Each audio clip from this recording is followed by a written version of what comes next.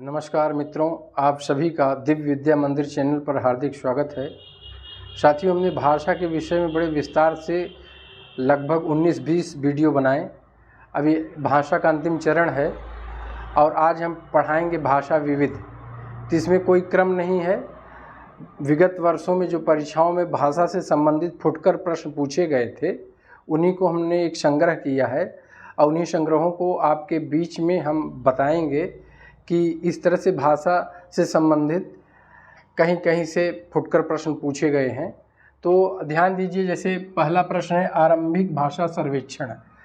तो आरंभिक भाषा सर्वेक्षण को 3 विद्वानों ने किया था। सबसे पहले आदिकाल में अमीर खुसरो किए थे, फिर उसके बाद आधुनिक काल में आते हैं तो एक अंग्रेज़ थे विलियम कैरे और डॉक्टर ग्रियर्सन। इन 2 विद्वानों ने आरंभिक भाषा सर्वेक्षण किया और उसके बाद अब तो बहुत सारे भाषा सर्वेक्षण हो चुके हैं। तो जो शुरू के 3 विद्वान हैं उनके विषय में आप जानते रहिए। अमीर खुसरो, ये 1317 ईस्वी में, चूँकि अमीर खुसरो का जन्म एटा में हुआ है 1253 ईस्वी में, तो ये 1317 ईस्वी में एक भाषा सर्वेक्षण किए थे अमीर खुसरो। फिर दूसरे हैं विलियम कैरे, ये 1815 ईस्वी में इन्होंने 34 भाषा का सर्वेक्षण किया और जिसमें इन्होंने पाया कि 14 भाषाओं में, इन 14 भाषाओं में हिंदी का क्षेत्र है। ये विलियम कैरे के अनुसार है। विलियम कैरे ने 1815 ईस्वी में 34 भाषा में 14 भाषा का बताया कि हिंदी क्षेत्र की भाषाओं की संख्या कितनी है, 14 है। फिर उसके बाद तीसरे हैं ग्रियर्सन। डॉक्टर ग्रियर्सन, इन्होंने एक बुक ही लिख डाला था, एक किताब लिखी थी जिसका नाम ही है भाषा सर्वेक्षण। इन्होंने बड़े विस्तार से 1 से 79 भाषा का सर्वेक्षण बताया अब कि 1 से 79 भाषाएं हैं और उसमें से 5 से 44 बोलियां हैं। पूरे भारत में इन्होंने बताया कि 1 से 79 भाषा है और 5 से 44 बोलियां हैं।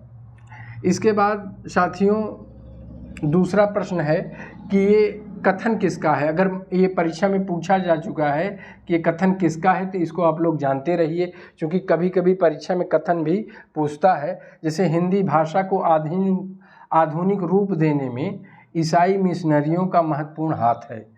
हिंदी भाषा को आधुनिक रूप देने में माने सबसे बड़ा हाथ किसका है? जो यूरोप से ईसाई मिशनरियाँ आई थी, जो बाइबिल का प्रचार करने आई थी।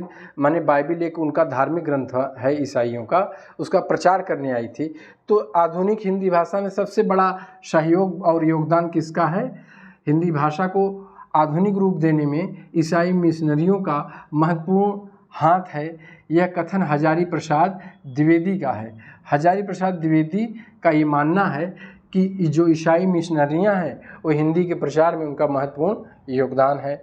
इसके बाद एक प्रश्न ये भी है कि आधुनिक भाषा विज्ञान के जनक, तो आधुनिक भाषा विज्ञान के जो जनक कहलाते हैं वो हैं ब्लूमफील्ड। ये चूँकि अंग्रेज थे तो अंग्रेज ऐसे ही मान लेते थे आधुनिक भाषा के जनक, और जबकि पाणिनि ने बहुत पहले ही सब कुछ कर दिया था। तो ये अंग्रेज हैं तो अंग्रेज मान लिए हैं कि आधुनिक भाषा के जनक ब्लूमफील्ड हैं।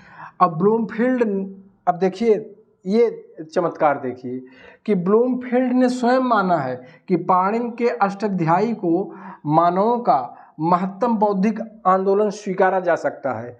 माने पाणिनि ने जो अष्टाध्यायी लिखा है वह मानव भाषा समाज में वह महत्वपूर्ण माने एक घटना है। तो उसको जो है महत्तम बौद्धिक आंदोलन इसलिए कहा जा सकता है कि पाणिनि ने पहली बार पूरे विश्व में एक व्याकरण लिखा है, उसका नाम है अष्टाध्यायी। तो ये बहुत बड़ी घटना मान रहे हैं कौन? ये आधुनिक भाषा विज्ञान के जनक ब्लूमफील्ड मान रहे हैं कि पाणिनि के महत्व को बता रहे हैं। और यूरोप वाले क्या किए हैं? वो जो है ब्लूमफील्ड को ही आधुनिक भाषा का जनक माने हैं। लेकिन उन्होंने बताया कि प्राचीन काल में जो पाणिनि थे वो भाषा के विषय में इतना काम किए हैं कि उनके महत्व को एक बौद्धिक आंदोलन स्वीकार कर रहे हैं। इसी तरह से साथियों, एक प्रश्न है दक्कनी हिंदी। तो दक्कनी हिंदी पे 2 विद्वानों ने अपना मत व्यक्त किया है। नंबर 1 है ग्रियर्सन। डॉक्टर ग्रियर्सन ये का कहना है कि हिंदुस्तानी भाषा का विकृत रूप दक्कनी हिंदी को माना जा सकता है। दक्कनी हिंदी को हिंदुस्तानी भाषा का विकृत रूप मानने वाले विद्वान कौन हैं? डॉक्टर ग्रियर्सन हैं। इसी तरह से दक्षिणी हिंदी को हिंदुस्तान की सहोदरा भाषा कहने वाले हैं डॉक्टर सुनीत कुमार चटर्जी। डॉक्टर सुनीत कुमार चटर्जी का कहना है कि हिंदुस्तानी की सहोदरा भाषा कौन है? दक्षिणी हिंदी। इसी तरह से ये फुटकर प्रश्नों की संख्या में एक 5वां प्रश्न है कि पिजिन हिंदी किसे कहा जाता है? तो साथियों आप लोग जानते रहिए जो पिजिन हिंदी है ये बम्बईया कलकत्ता बम्बई में जो हिंदी बोली जाती है तो उस हिंदी को आप कौन सा नामकरण किए हैं? पिजिन हिंदी। इसी तरह से फुटकर प्रश्नों की संख्या में 6ठा है भोजपुरी का शेक्सपियर किसे कहा जाता है? तो आप लोग इसे भी जानते रहिए कि भोजपुरी का शेक्सपियर भिखारी ठाकुर को कहा जाता है। अच्छा, बिहारी की बोली है तो साथियों हमने इसके पहले जो भाषा में हम बताए थे कि ग्रियर्सन ने बिहारी की 3 बोलियां माना है, भोजपुरी, मगही और मैथिली। इसके अलावा भी ये अंगिका और वज्जिका को भी बिहारी की बोली माना गया है। अंग प्रदेश, अंग के ही राजा थे महाभारत में कर्ण, तो अंग के राजा थे तो वहाँ जो बोली बोली जाती है उसका नाम है अंगिका। और इसी तरह से वज्जिका भी है। वज्ज एक जनपद था तो वज्ज जनपद में जो भाषा बोली जाती है उसका नाम है वज्जिका। ये बिहार की बोलियां हैं क्योंकि ये बिहार में ये प्रदेश, ये जनपद मौजूद थे। तो इस तरह से भोजपुरी, मगही, मैथिली, अंगिका, वज्जिका ये चूँकि गौड़ है, संक्षेप में है, मुख्यतः जो डॉक्टर ग्रियर्सन ने भाषा सर्वेक्षण किया था उसमें बिहार की 3 बोली है। तो बिहार को ये मानते हैं ग्रियर्सन जो है पूर्वी हिंदी, पश्चिमी हिंदी और बिहारी को ही हिंदी मानते हैं और बाकी और को छोड़ दिए हैं। अच्छा, व्यंजनांत बोली है हिंदी में, व्यंजनांत बोली में आपका अवधी आएगा और भोजपुरी आएगा।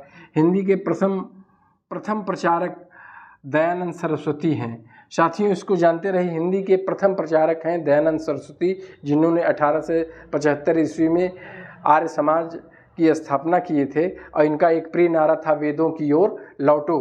तो दयानंद सरस्वती ये थे गुजराती, लेकिन गुजराती भाषा में इन्होंने काम नहीं किया। इन्होंने जो ग्रंथ भी लिखा वह सब हिंदी में लिखा और हिंदी का प्रथम प्रचारक है।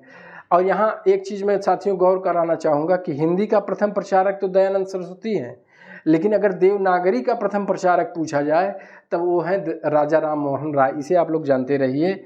इसी तरह से एक हैं किशोरीलाल गोस्वामी। इन्होंने 19वीं सदी के पूर्वार्ध को किशोरीलाल गोस्वामी, जिन्हें बहुत सारे विद्वान हिंदी का पाणिनि मानते हैं क्योंकि इन्होंने एक ग्रंथ लिखा था शब्दानुशासन।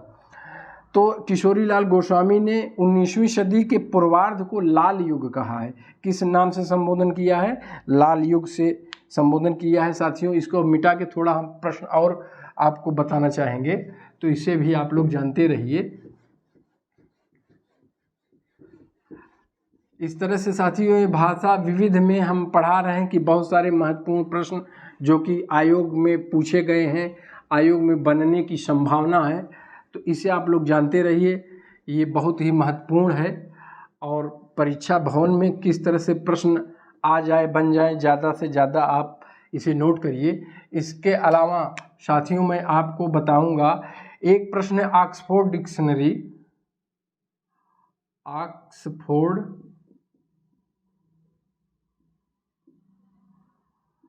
डिक्शनरी, ये ऑक्सफोर्ड एक यूनिवर्सिटी है तो वहाँ एक डिक्शनरी है, एक शब्दकोश है। तो ऑक्सफोर्ड डिक्शनरी में हिंदुस्तानी को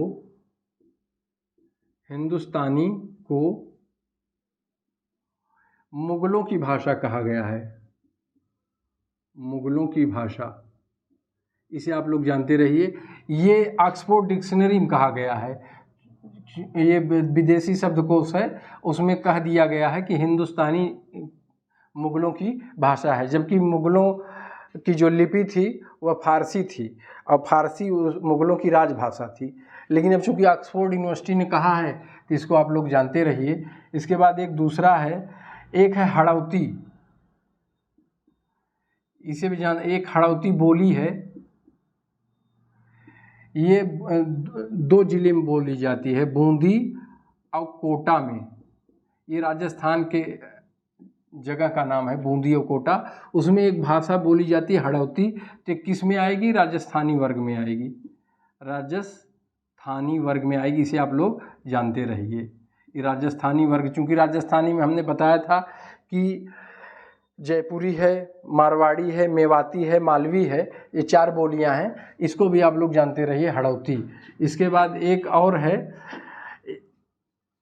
एक है ताजुबेकिस्तानी।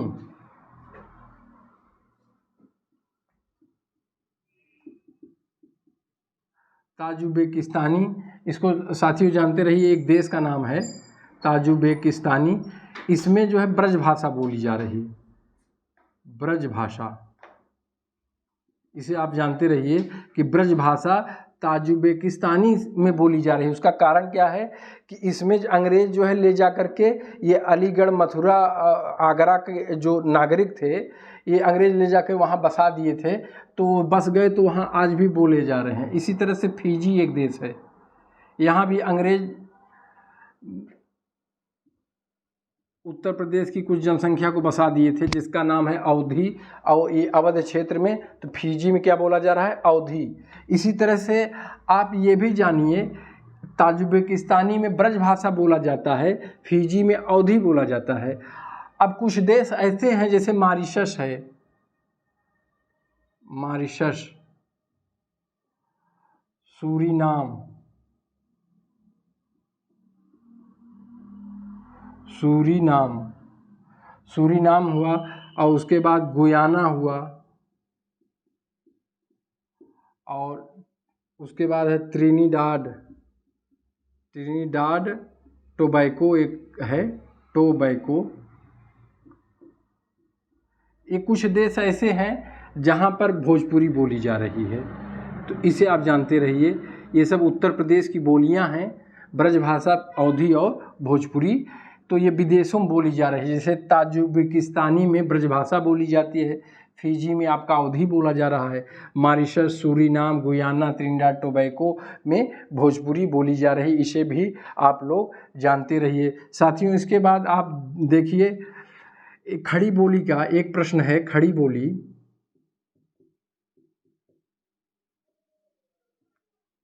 को टकसाली भाषा,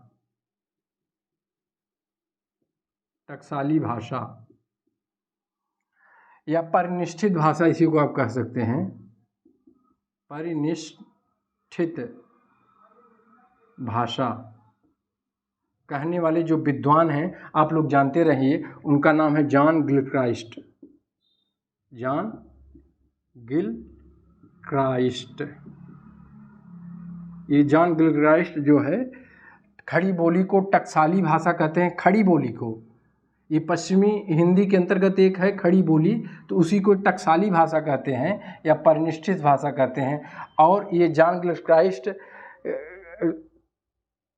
ने ये कहा है, और आज 2022 में खड़ी बोली पूरे देश में बोली जा रही है, माने ये मुख्य भाषा हो गई है हिंदी की।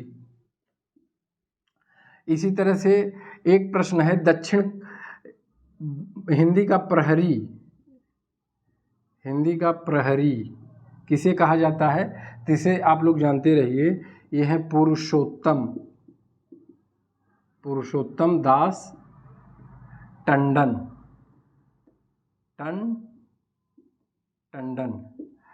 और जानते रहिए, दक्षिण का टंडन अगर पूछा जाए, दक्षिण का टंडन पूछा जा रहा है, तो आप जानते रहिए इनका नाम है मोटरी सत्यनारायण, सत्यनारायण। इन्हें दक्षिण का टंडन कहा गया है। अच्छा, पुरुषोत्तम दास टंडन को टंडन किस लिए कहा गया था? क्योंकि हिंदुस्तानी और हिंदी का जब विवाद चला, हिंदुस्तानी और हिंदी का जब विवाद चला, तो हिंदी को विजय दिलाने वाले यही थे, हिंदी को विजय दिला दिए थे। विवाद किससे चला था? हिंदी और हिंदुस्तानी। तो इसमें हिंदी को समर्थन दिलाने वाले यही थे, हिंदी को विजय, इसलिए इन्हें हिंदी का प्रहरी, प्रहरी माने रक्षक कहा जाता है, पुरुषोत्तम दास टंडन को। इसको आप लोग जानते रहिए। और साथियों एक प्रश्न और है कि हिंदी और हिंदुई उर्दू और हिंदुस्तानी। ये देखिए हिंदी है, हिंदुई है, उर्दू है, हिंदुस्तानी। इसमें महात्मा गांधी एक थे राष्ट्रपिता, किसका सपोर्ट किए हैं मालूम, किसका समर्थन किए हैं? महात्मा गांधी। ये भी जानते रहिए, मान लीजिए महात्मा गांधी ने समर्थन किया। 4 ऑप्शन है, हिंदी है, हिंदुई है, उर्दू है, हिंदुस्तानी। इसको जानते रहिए, महात्मा गांधी ने हिंदुस्तानी का समर्थन किया था। और हिंदुस्तानी क्या है? वह हिंदी नहीं, हिंदी, उर्दू, अरबी, फारसी सब है। तो ये महात्मा गांधी थोड़ा महात्मा टाइप के थे। ये ऐसी राजनीति कर दिए कि ये आज भी जो है हिंदी के साथ अंग्रेजी एक राजभाषा के रूप में एक विदेशी भाषा जो बनी है, उसमें कहीं न कहीं इनका बहुत बड़ा योगदान है सर। और इतना जानते रहिए, ये हिंदुस्तानी शब्द जो है हिंदुस्तानी शब्द अंग्रेजों की देन है। किसकी देन है? अंग्रेजों की देन है। इसे आप लोग जानते रहे, हिंदुस्तानी शब्द ये अंग्रेजों की देन है। क्योंकि ये अंग्रेज जब आए तो यही ज़्यादातर इसको हिंदुस्तान हिंदुस्तान कहने लगे, तो ये अंग्रेजों की देन है। इसे आप लोग जानते रहिए। ऐसा कहने वाले जो विद्वान थे उनका नाम है ग्रियर्सन और धीरेन्द्र वर्मा। कुछ तो मुगल को मानते हैं कि मुसलमान कहे हिंदुस्तानी शब्द, लेकिन ग्रियर्सन और धीरेन्द्र वर्मा ये अंग्रेजों की देन बता रहे हैं। किस शब्द को? हिंदुस्तानी शब्द को। तो इसे आप लोग जानते रहिए साथियों। इसी तरह से एक अंतिम प्रश्न जैसे ये बनता है, हिंदी का प्रचार युग किसे कहा जाए? हिंदी का प्रचार युग आप इसे जानते रहिए 19वीं सदी को। 19वीं सदी माने 1800 ईस्वी जब स्टार्ट होता है, तो उसी समय जो है हिंदी के 4 जो बड़े कथाकार थे, सदा सुखलाल, इंशाअल्लाह खां, सदल मिश्र, लल्लू लाल। उसके बाद राजा द्वय आते हैं।